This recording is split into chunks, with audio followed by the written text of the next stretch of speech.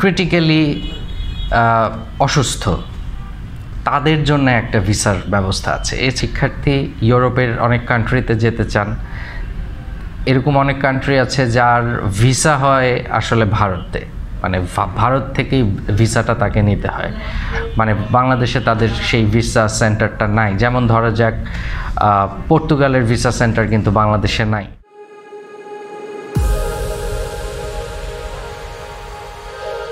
সুপ্রিয় দর্শক, আপনাদেরকে আমন্ত্রণ জানাচ্ছি শায়ারকাস্ট চ্যানেলে। আপনারা জানেন আমি নিয়মিতভাবে সমসাময়িক বিষয়গুলো নিয়ে আলাপ করে থাকি।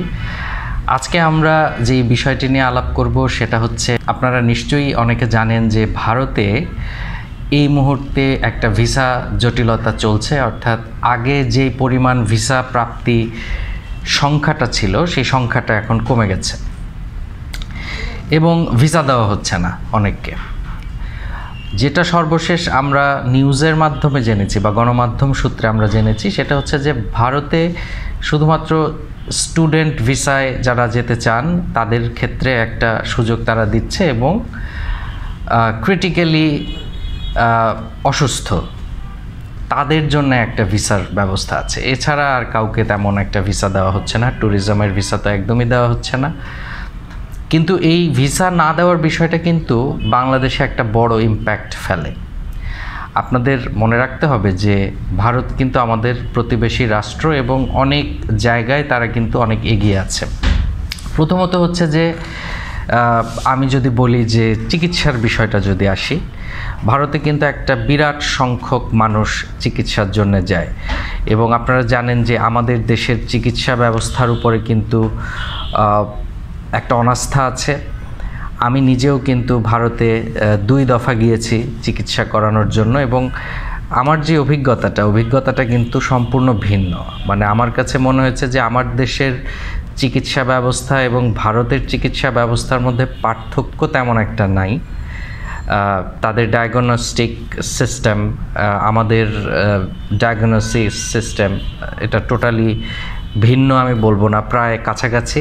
এবং আমরাও যে খারাপ তা নয়, কিন্তু সমস্যাটা হচ্ছে ডাক্তারের ক্ষেত্রে আর কি। মানে আমাদের এখানে ডাক্তাররা রোগীকে একটু কম সময় দেন, কিন্তু ভারতে আমি দেখেছি ডাক্তাররা রোগীকে একটা ভালো সময় দেন তার প্রত্যেকটি রোগের হিস্ট্রি শোনার জন্য, যার কারণে চিকিৎসাটা সেখানে একটা স্যাটিসফ্যাকশান থাকে, মেন্টাল স্যাটিসফ্যাকশানটা থাকে।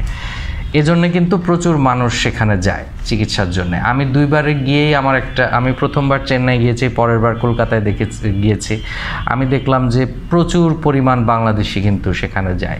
যাই হোক, তো এই চিকিৎসা ব্যবস্থায় আমার মনে হয় মানে এখানে একটা বড় সমস্যা তৈরি হচ্ছে, কারণ ক্রিটিক্যাল না হলে কিন্তু ভিসা দিচ্ছে না। তো সেই ক্ষেত্রে যারা একটা স্বাভাবিক মানে চিকিৎসার জন্য যেতে চায় সেই ক্ষেত্রে আসলে সেই সুযোগটা আর হচ্ছে না। আরেকটা বিষয় খুব ইম্পর্ট্যান্ট, যেটা আমরা খুব একটা ওভারলুক করে গেছি, সেটা হচ্ছে যে বিগত প্রায় আমি বলবো 10-12 বছরে বাংলাদেশে কিন্তু একটা শিল্প খুব ভালো মতো গড়ে উঠেছে, সেটা হচ্ছে ট্যুরিজম ব্যবসা। অনেক ট্যুরিজম ফার্ম হয়েছে, যারা বিদেশে ঘুরতে যেতে চান তাদেরকে বিভিন্ন প্যাকেজের মাধ্যমে কিন্তু এই ট্যুরিজম ফার্মগুলো বিদেশে পাঠায়, মানুষদেরকে ঘুরতে পাঠায়। এটা কিন্তু একটা বিজনেস দ্বারা হচ্ছিল এবং অনেক ভালো ভালো ফার্ম বাংলাদেশে গড়ে উঠেছে। এই ট্যুরিজমের ক্ষেত্রেও কিন্তু বাংলাদেশের ট্যুরিস্টদের একটা বড় অংশ ভারতে যেতে চায়, ভারতের বিভিন্ন বিখ্যাত জায়গাগুলোতে যেতে চায়, যে জায়গাগুলোতে তারা তাদের ছুটিটা কাটিয়ে আসতে পারেন।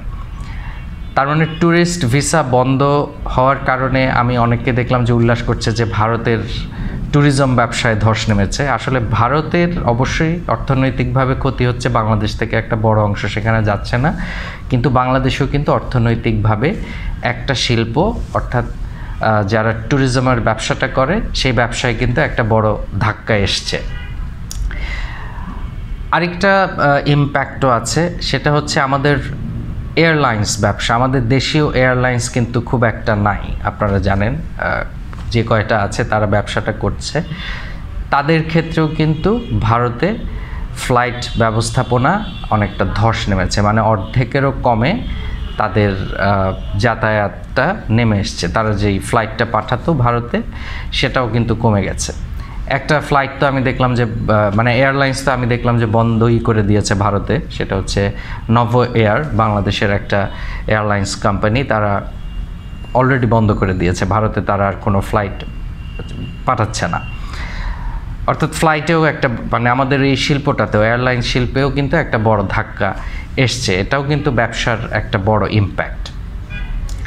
আরেকটা মন্দ দিক হচ্ছে যে আমার মনে হয় যে শিক্ষার্থী যারা, বাংলাদেশের অনেক শিক্ষার্থী ইউরোপের অনেক কান্ট্রিতে যেতে চান, এরকম অনেক কান্ট্রি আছে যার ভিসা হয় আসলে ভারতে, মানে ভারত থেকেই ভিসাটা তাকে নিতে হয়, মানে বাংলাদেশে তাদের সেই ভিসা সেন্টারটা নাই। যেমন ধরা যাক পর্তুগালের ভিসা সেন্টার কিন্তু বাংলাদেশে নাই।